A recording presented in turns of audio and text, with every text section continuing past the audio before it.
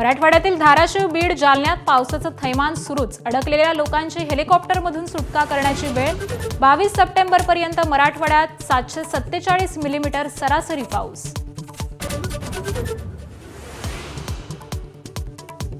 मराठवाड्यातली धरणं भरली तुडुंब. जायकवाडीचे 27 तर माजलगावचे 11 दरवाजे उघडले. येलदरी धरणातून सर्व 10 दरवाजे उघडून पाण्याचा विसर्ग.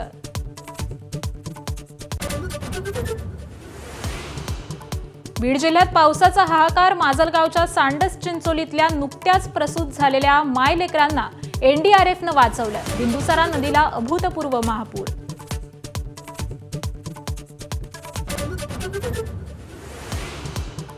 सोलापूर जिल्ह्यातल्या अनेक गावांना पुराच्या पाण्यानं वेढलं. म्हाडा तालुक्यात सीना नदीकाठची 16 गावं पाण्याखाली.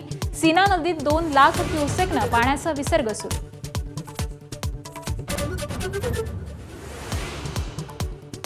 मुसळधार पावसानं मराठवाड्याला झोडपलं. धाराशिव, बीड आणि उत्तर सोलापुरातील शाळांना आज सुट्टी. पूरपरिस्थितीमुळे प्रशासनाची खबरदारी.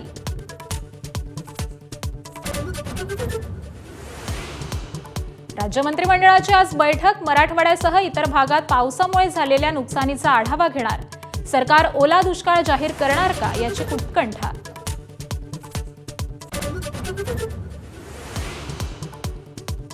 धाराशिवच्या परंड्यात कुटुंबाला वाचवण्यासाठी खासदार ओमराजे निंबाळकर एनडीआरएफच्या साथीनं स्वतः पाण्यात उतरले. तर आजारी असतानाही हाताची सलाईन काढून जयकुमार गोरेंकडून सांगोल्यात पाहणी. मुंबई जिल्हा नियोजन समितीची आज बैठक. उपमुख्यमंत्री एकनाथ शिंदे आणि आमदार आदित्य ठाकरे पुन्हा आमने सामने येण्याची शक्यता.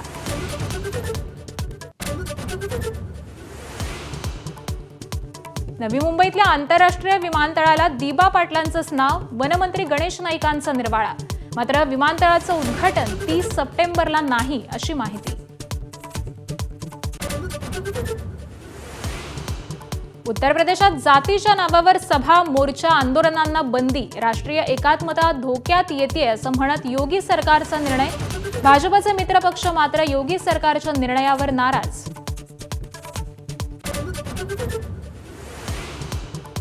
जीएसटी घटल्यानंतर मारुती सुझुकीच्या गाड्यांना विक्रमी मागणी. काल नवरात्रीच्या पहिल्याच दिवशी 30,000 गाड्यांची डिलिव्हरी, तर 80,000 नव्या गाड्यांसाठी नोंदणी.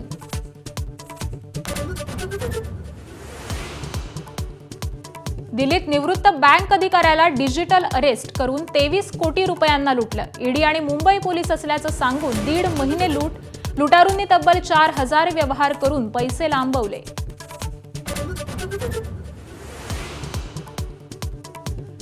तेरा वर्षीय अफगाणी मुलाचा चक्क विमानाच्या लँडिंग गिअरमधून लपून प्रवास.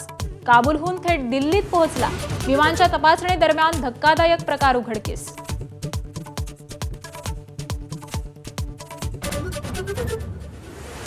हैदराबादच्या हकीमपेटमध्ये मुसळधार पाऊस. अनेक वाहनं पावसाच्या पाण्यात वाहून गेली. रस्त्यांना नद्यांचं स्वरूप. घरं आणि दुकानांमध्ये शिरलं पाणी.